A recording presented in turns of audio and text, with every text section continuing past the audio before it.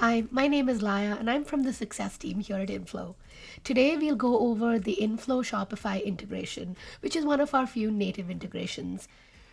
Before we get into that though, I'd just like to remind everybody, please like, subscribe, and leave a comment below just letting us know if you do use our Shopify integration, and if so, how are you finding it? What do you like about it? What would you like us to improve?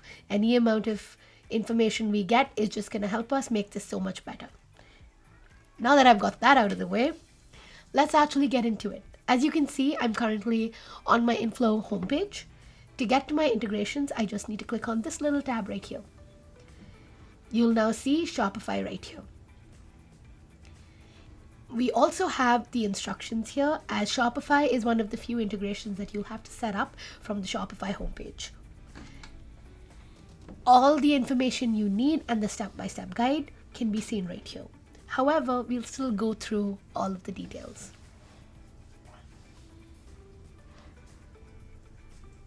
Now, I'm currently in my Shopify homepage. This is Laya's t-shirt store. What I need to do here is essentially look for inFlow, the inFlow connector under apps. So let's look for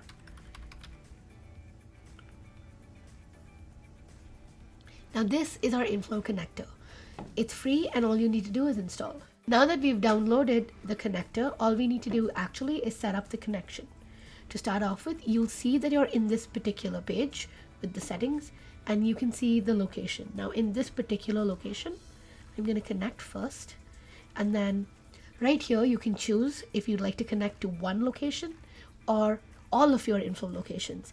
Now this is important just to note.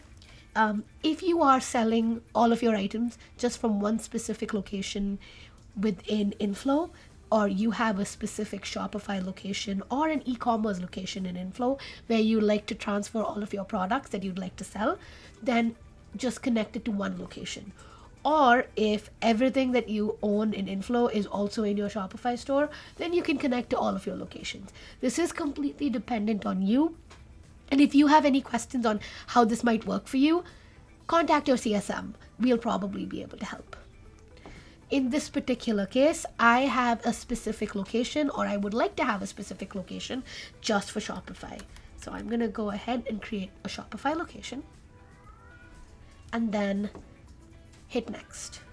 Now at this point, with your pricing settings, you can have your own set of pricing schemes in inFlow, which you might have. I may have a specific Shopify price over here, but I'm just going to go ahead and use my regular normal price. Similarly, when it comes to our actual push settings, this is now anything that's made in inFlow will essentially get pushed to Shopify. So if you change the image in an item in inFlow, it'll then push to Shopify.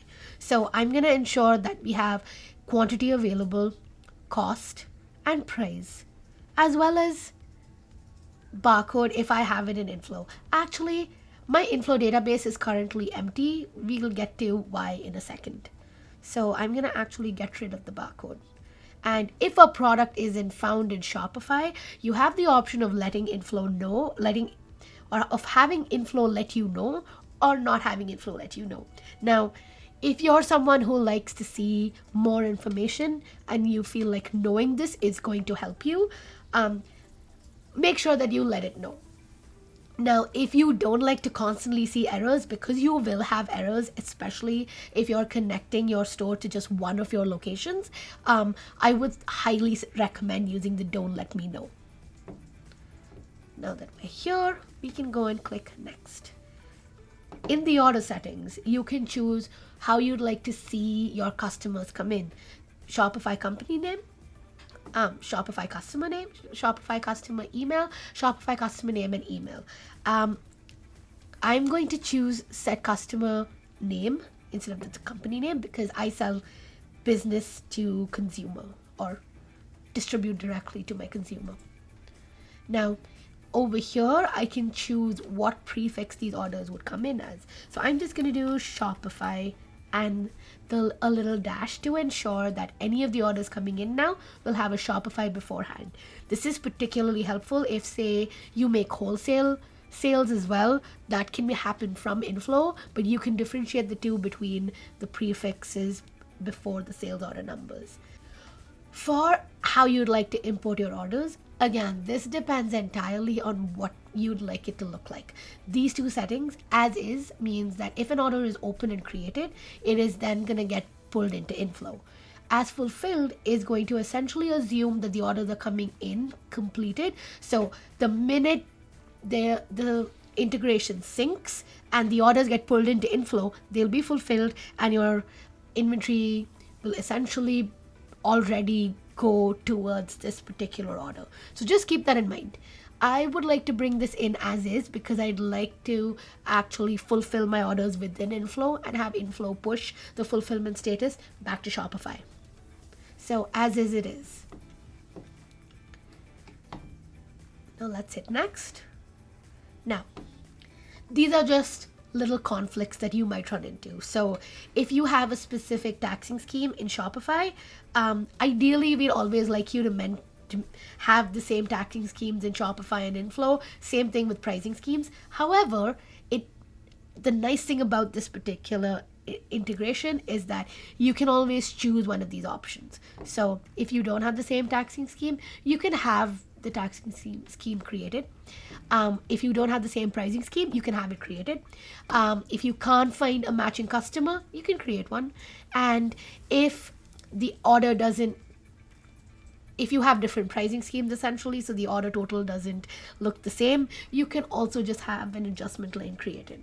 Or you can also stop importing the order and ask inFlow to essentially give you an error in the inFlow Shopify Connector page. Or sorry, within inFlow in the integration page. So now that I've basically decided on all of my settings, I'm going to go ahead and hit complete. Now, what's going to happen is all products that don't exist within inFlow will now get pulled in, and any orders that I have in Shopify will also get pulled in. Now, this is an important situation because if you already have products included or you already have products in inFlow, you'll need to make sure that the SKUs are the same or the names are the same, just to ensure that they connect to each other.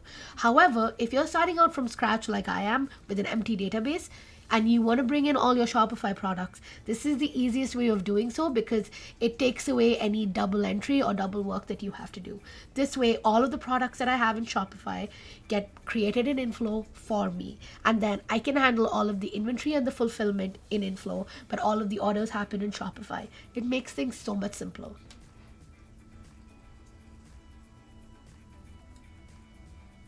And now we wait.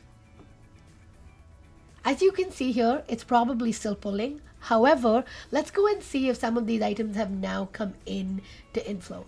Just to give you a quick heads up or remind you, my inFlow database was completely empty. So everything that you see now is essentially what I brought in from Shopify. So as you can see here, we have a lot of my products that have already come in, including the SKU, the category, the fact that I didn't have quantity on hand, and the price I was selling it for. So now I can go in and play around with this how I'd like. But that's it. That's as simple as it is when it comes to just connecting the inFlow Shopify integrations connector. It's simple. It's easy. As long as you know what notifications you'd like or wouldn't like, it's just going to be that much simpler. Now, if you need more in-depth knowledge, we do have our knowledge base or our learning center, which has all of these articles, including how to connect to Shopify. So I'd suggest going there for some deeper understanding, since this is just a basic overview. I hope you have a good rest of your day. Thanks for tuning in.